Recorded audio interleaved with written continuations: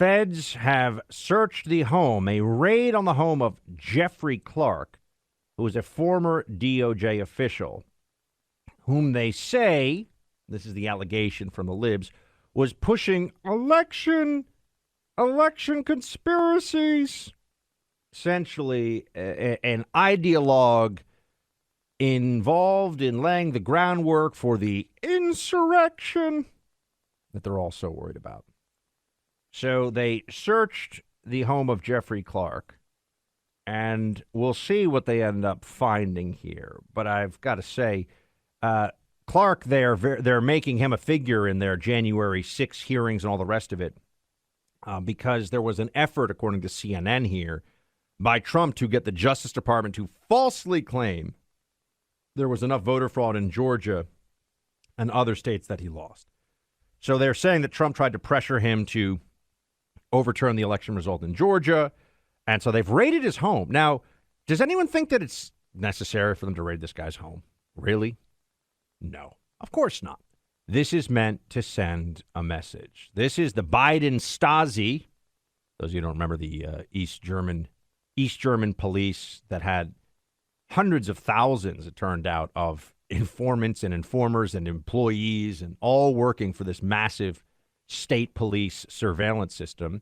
And if you want to see what I just tell you this, I think one of the best foreign language films ever made, and one of my favorite 10 pro-freedom movies, is Das Leben der Anderen, which is The Lives of Others in German. The Lives of Others. If you haven't seen it, I know you're going to have to read subtitles, and that for some people is annoying, but it is so good. Such a good film.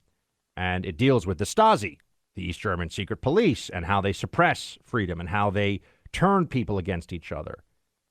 And if you watch that movie, you might say, it's almost like the Democrats recently have taken some pages from the playbook. I would bring to your attention the raid on Roger Stone's home. Remember that one? Dozens of FBI agents with long guns and tack vests on, knocking on the door, pounding on it at whatever it was, 5 a.m. Roger Stone coming out in silk pajamas and slippers saying, what's this all about? And of course they had CNN there to videotape the whole thing. We just happened to be here because we're such good journalists. Remember they pretended that they didn't get a tip-off from the FBI at that time? Well, this is what they do, though. They make examples of their political opponents. Think of if I ask you to do this, go through this thought exercise with me. All of you, all of our wonderful listeners across the country, go through this for a second.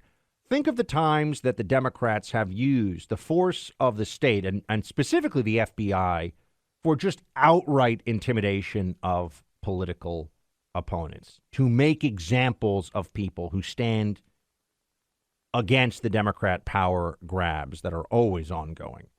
Yeah, I just mentioned Roger Stone, but look at what they've done with the January 6th defendants. Solitary confinement? Judges saying that they're a danger to the public if they're released?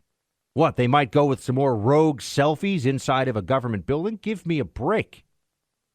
These people are being treated like al-Qaeda terrorists, in many cases, for no violent crime. And if they destroyed some property, they should be held to account for that. But what about all the BLM rioters who destroyed statues and priceless statues at that, and destroyed buildings and burned down businesses? And have they been treated with severity? Of course not. They're playing for the right political team, Team Democrat. That's the whole point here. They're sending a message with these actions.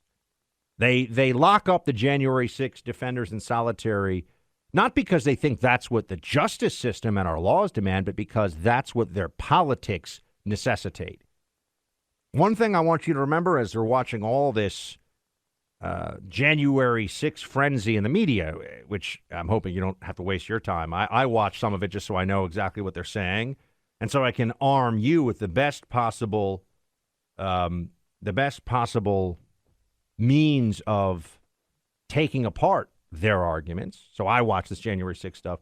But people tend to, and this is actually true beyond even libs, people want to be heroes in their own narrative, right? They want to be on the side of the good guys.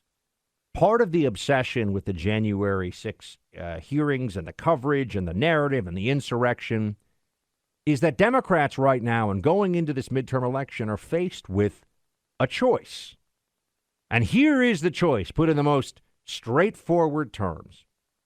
They can either accept that the Biden administration is an abject failure, that the Biden regime is run by incompetence and ideologues, and usually a combination of those two, and that inflation and the economy overall and the baby formula shortage and the wide open border and the lawlessness and the criminality surge and all of these things that you can point to right now where there's just failure proves that Democrats made a poor choice, proves that they were wrong about what they thought Joe Biden would accomplish and what a great healing, uniting president he would be.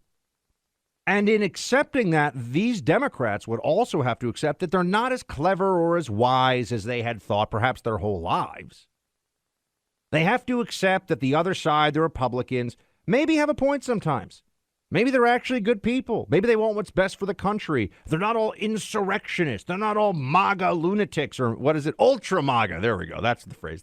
By the way, call me UltraMaga. It sounds so cool. So that's one choice the Democrats have. The other choice they have is what you see playing out right now. Oh, we're the ones saving our democracy. We're the ones that are preventing the next insurrection. We're the heroes in this narrative. You see, the Democrats create this delusion where their side, no matter what the country is going through, no matter how many failures the Biden administration has, no matter how much of a total and utter nightmare the Biden regime becomes for the American people, it's the side of the angels, the good guys, the heroes. Because it's the side that stopped and is now stopping continuously the insurrection. And I'm going to tell you this. In totalitarian regimes, something that I'm fascinated by and read histories of totalitarian regimes as often as I can. Because I find them fascinating. I want to know, how do they get away with this? How do they do this? One of the primary consistent truths about a truly totalitarian government regime is that they create a circumstance where there's perpetual threat to the system itself that justifies their heavy-handedness, that justifies their oppression, their arbitrary and capricious dispensing of justice, all of it.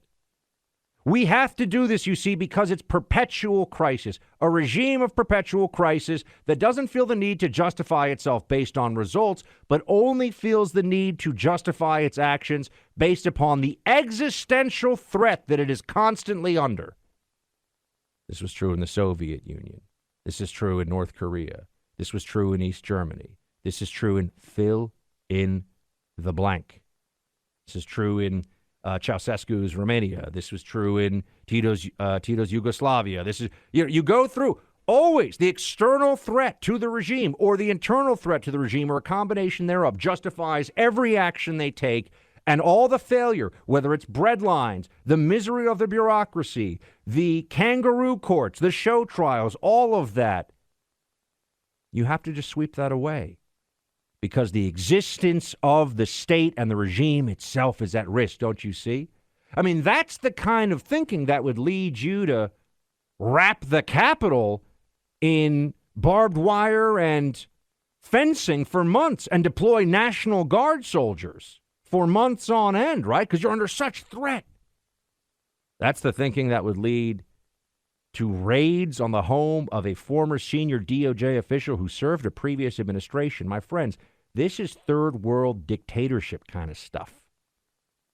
And the great irony of it all is that January 6th and the insurrection narrative is the Democrats' way to justify moving toward dictatorship in their minds to prevent it. You see how it all comes around? They have to be tyrannical sometimes to save us from the tyrant Trump. They have to be tyrannical sometimes and shred the Constitution to save our system of government, our sacred democracy, they call it.